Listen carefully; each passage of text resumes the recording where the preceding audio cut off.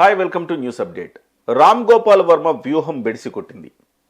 వ్యూహం cinema release కాకుండా గతంలో సింగిల్ బెంచ్ తీర్పిచ్చింది. ఈ విషయం మనందరికీ తెలిసిందే.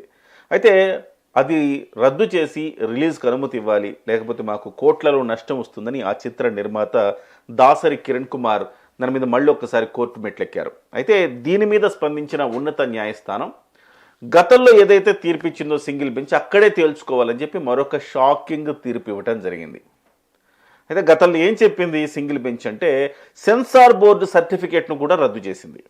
వాస్తవానికి మనందరికీ తెలిసిందే 2019 ఎన్నికల ముందు కూడా రామ్ గోపాల్ వర్మ కమ్మరాజ్యంలో కడపరెడ్లని, వంగవీటి అని, ఎన్టీఆర్స్ లక్ష్మీ పార్వతి అని, పవర్ స్టార్ అని ఇలాగ రకరకాల సినిమాలు తీసి ప్రతిపక్షాల మీద, అంటే అప్పుడున్న అధికార పక్షం మీద, తర్వాత తెలుగుదేశం పార్టీ కావచ్చు, పవన్ కళ్యాణ్ కావచ్చు, వీళ్ళందరి మీద సెటైరికల్గా సినిమాలు తీసి కొంత ప్రజల్లో వాళ్ళని పలుచన చేసే ప్రయత్నం చేశారు.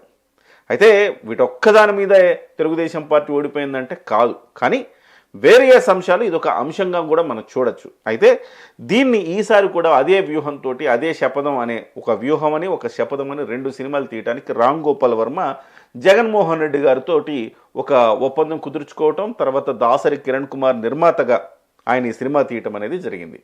అందుకు ప్రతిగా దాసరి కిరణ్ కుమార్కు టీటీడీలో కూడా బోర్డు సభ్యత్వం కూడా జగన్మోహన్ రెడ్డి గారు ఇవ్వటం జరిగింది. అయితే ఈ వ్యూహం సినిమాకు వైఎస్ఆర్సీపీ అధికారికంగా ఈ ప్రీ లాంచ్ వేడుకలకు అధికారికంగా వైఎస్ఆర్సీపీ కూడా హాజరైంది. రోజా గారు స్వయంగా హాజరయ్యారు.